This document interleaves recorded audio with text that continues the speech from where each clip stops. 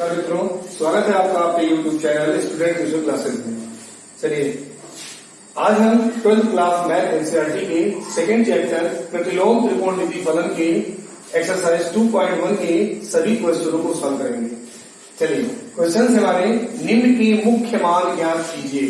मुख्य मानों की श्रृंखला में हमें किसी भी त्रिकोणमिति फलन के मुख्य मान को ज्ञात करने के लिए उसके अंतरालों के बारे में पता होना चाहिए। चलिए उम्मीद करते हैं अंतराल आपको पता होगा। जिन्हें अंतराल नहीं पता वो पिछली वीडियो में जाके अंतरालों की सारणी को देख सकते हैं। चलिए इसके अंतर्गत हमारा पहला क्वेश्चन है साइन इनवर्स -1/2। हमें प्रतिलोम त्रिकोणमिति फलन साइन इनवर्स -1/2 का मुख्य मान ज्ञात करना है। चलिए मुख्य मान ज्ञात करते समय सबसे पहले हमें पता होना चाहिए कि theta is equal to sine inverse x. Theta is equal to sine inverse x के लिए इसका जो अंतराल होता है वो theta belongs to close interval -π/2 से π/2 होता है। इसका तात्पर्य आप जानते हैं क्लोज इंटरवल का है, क्लोज इंटरवल -π/2, π/2 का मतलब है कि थीटा की वैल्यू -π/2 और π/2 के बीच में भी हो सकती है तथा -π/2 और π/2 भी हो सकती है। चलिए देखते हैं इसके लिए इसे मान लेते हैं। सबसे पहले माना theta is equal to sine inverse -1/2। Sine inverse इधर ट्रांसफर करेंगे तो आपको प्राप्त होगा sine theta is equal to -1/2। अब आप देखिए sine theta is equal to -1/2। अब आपको मालूम होना चाहिए कि 1/2 साइन के कितने अंश का मान होता है। तो आपको पता है कि 1/2 साइन के 30 डिग्री का मान होता है, अर्थात साइन π/6 का मान होता है। और चूंकि हम जानते हैं sine minus theta is equal to minus sine theta होता है, अर्थात कह सकते हैं कि sine theta is equal to sine -π/6। अब दोनों पक्षों से साइन आपका कैंसिल आउट होगा, यहां से थीटा प्राप्त करेंगे तो थीटा को प्राप्त होगा -π/6। अब चूंकि theta y equal to sine inverse x के लिए आपको पता है theta belongs to close interval -1/2 -π/2 से π/2 तक होता है। अब चूंकि -π/6 -π/2 और π/2 के बीच का मान है, अतः साइन इनवर्स -1/2 का मुख्य मान -π/6 होगा। अब हम कह सकते हैं कि अतः साइन इनवर्स -1/2 का मुख्य मान -π/6 होगा। दूसरा क्वेश्चन है cos इनवर्स √3/2।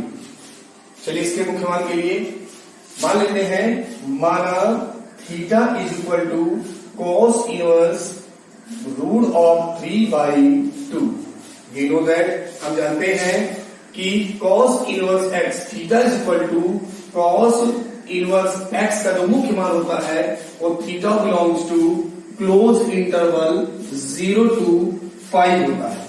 चलिए देखते हैं theta is equal to cos inverse √3/2। यहां से cos इनवर्स का ट्रांसफर करेंगे तो ये बनाएगा cos theta. cos theta is equal to √3/2।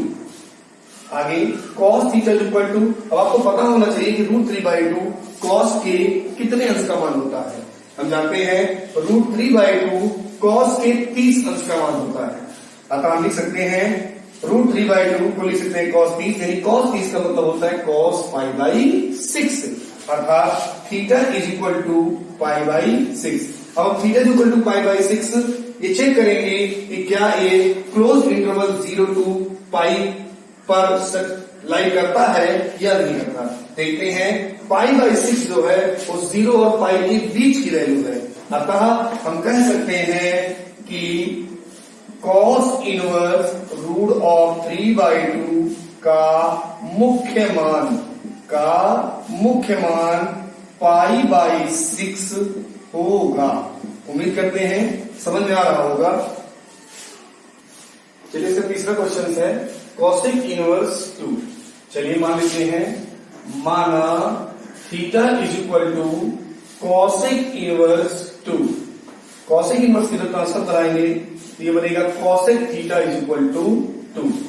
We know that, हम जानते हैं कि theta is equal to cosec inverse x के लिए theta belongs to close interval -π/2 to π/2 -0 होता है। अर्थात थीटा की जो वैल्यू आएगी वो -π/2 और π/2 के बीच में होगी, या -π/2 हो सकती है या π/2 हो सकती है, लेकिन किसी भी अवस्था में 0 नहीं होगा।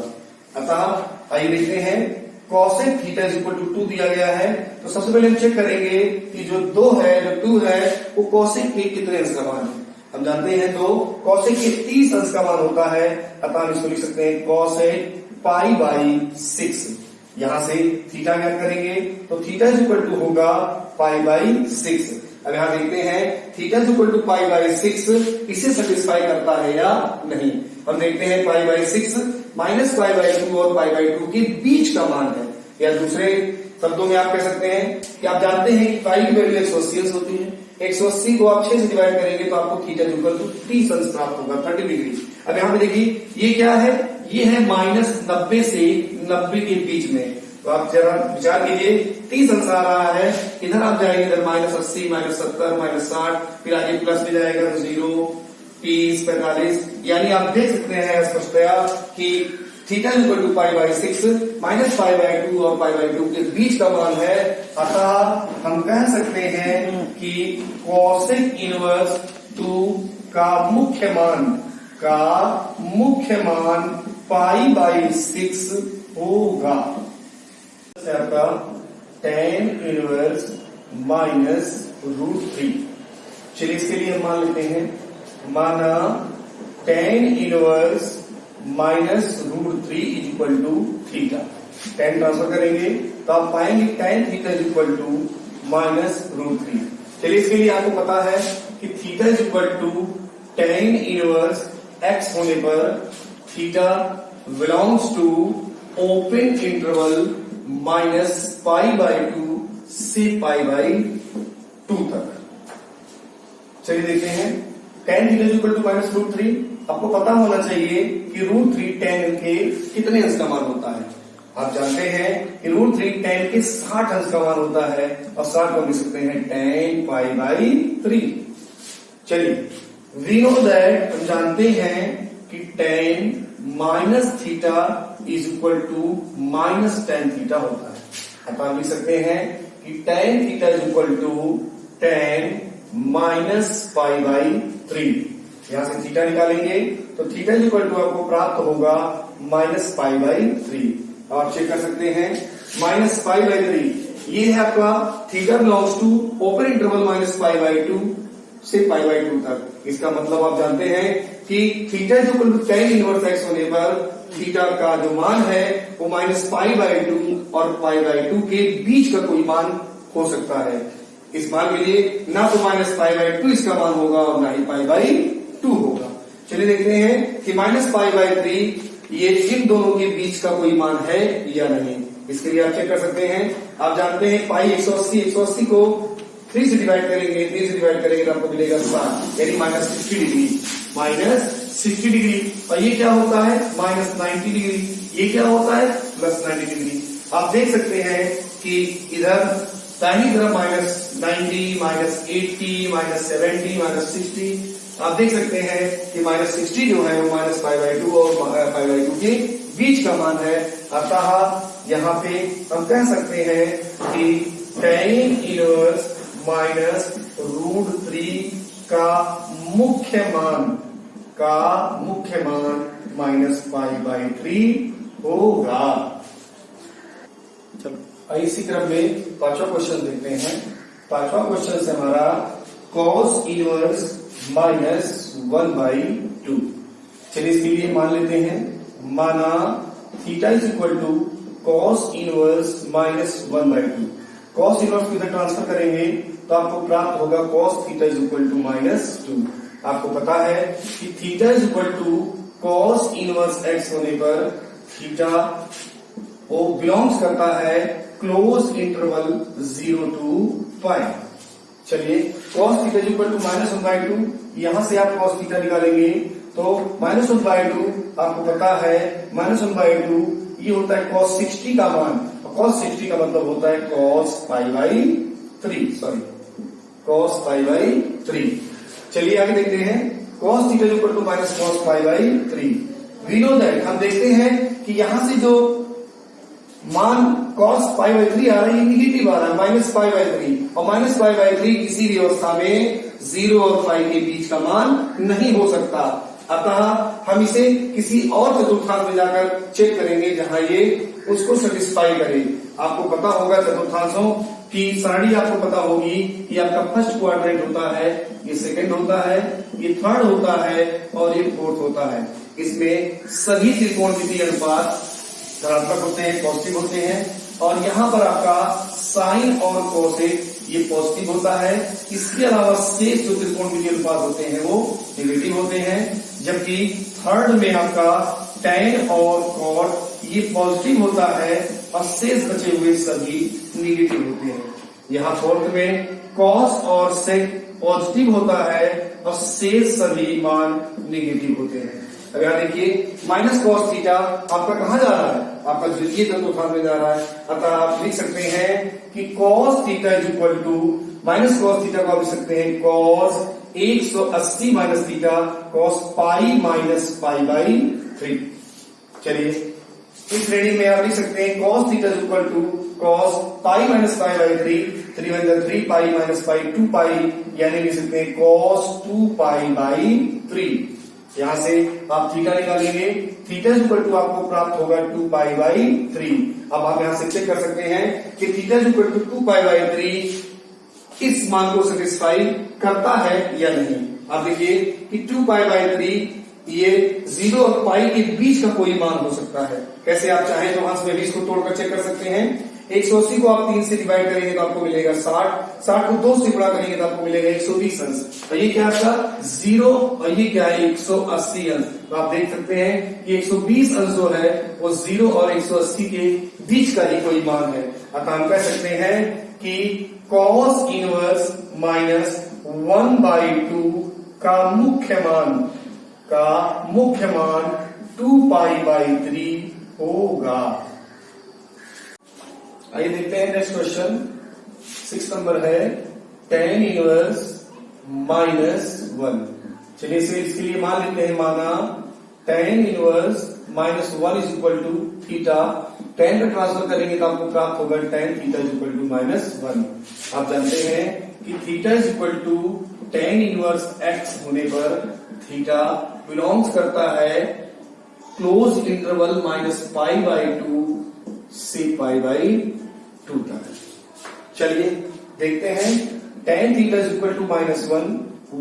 और सोचिए 1 tan की कितने अंश का मान है, 1 tan की 45 अंश का मान होता है, यानी tan π/4 का मान होता है।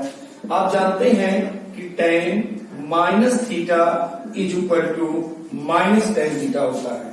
अतः हम कह सकते हैं कि tan theta is equal to tan -π/4।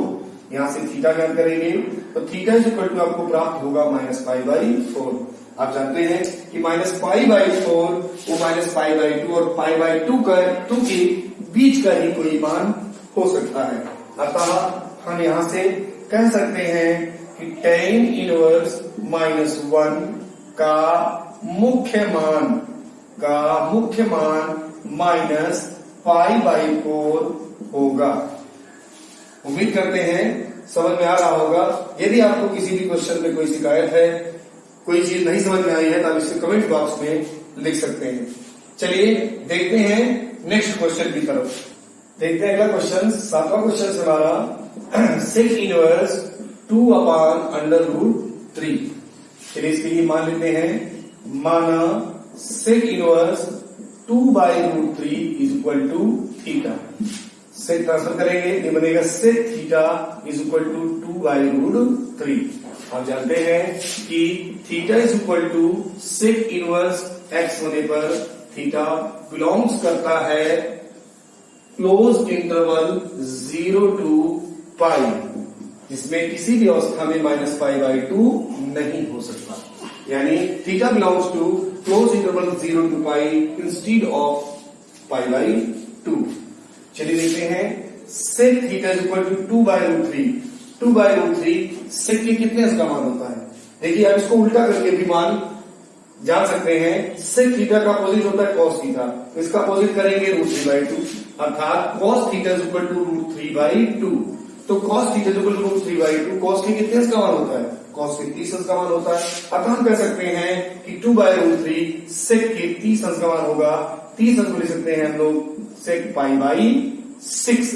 यहां से थीटा ज्ञात करेंगे तो theta is equal to pi by 6 होगा। अब यहां पे हम देखते हैं कि theta is equal to pi by 6 close interval 0 to pi के बीच का कोई मान हो सकता है। अतः हम कह सकते हैं कि अतः सेक इनवर्स 2/√3 का मुख्य मान पाई बाई 6 होगा। चलिए दोस्तों आगे बढ़ते हैं नेक्स्ट क्वेश्चन की तरफ।